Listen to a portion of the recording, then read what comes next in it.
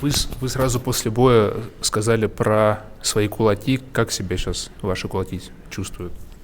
Все хорошо, в принципе, немножко повыбивал пальцы, повыбивал суставы.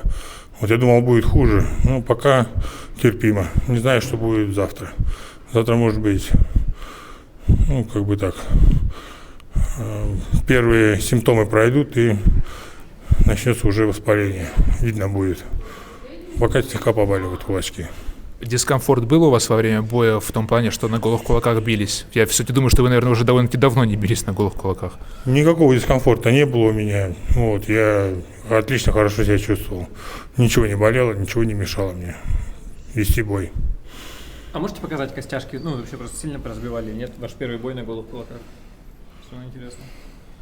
Ну так, нет ощущения, что боль какая-то или перелом какой-то? Нет, никакого перелома нет, просто повыбивал по ушибу. Александр, мы вот на вас смотрели перед боем, вы кашляли так сильно, и даже показалось, как будто вы простужены. А как себя чувствуете на самом деле? Нормально, просто я подавился, когда выходил. Вот.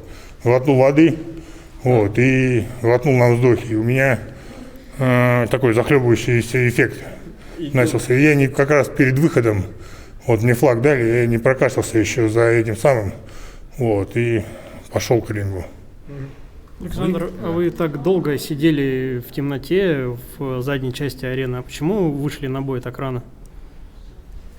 Как позвали организаторы, так и вышел. Как сказали приехать, так и приехал. Все по согласованию, чтобы не подвести организаторов турнира.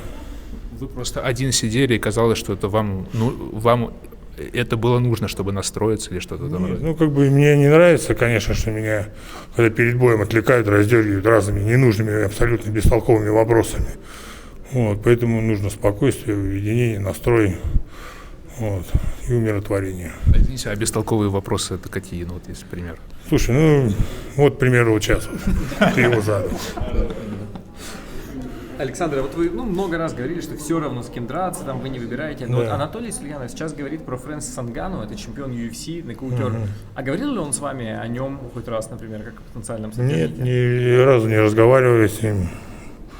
Ну, первый раз слышу, но такие вообще пожелания, предложения были с Наганом устроить, организовать бой. Просто известно, что вы не очень интересуетесь боями, а его видели хоть один бой, например? Конечно, видел. Да. Такой, ну, на первых минутах, если не вырубит, то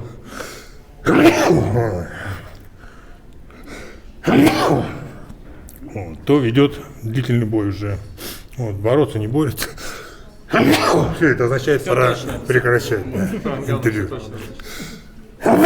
Все, хватит, поехал я домой, уже расчихался. Все, пока-пока.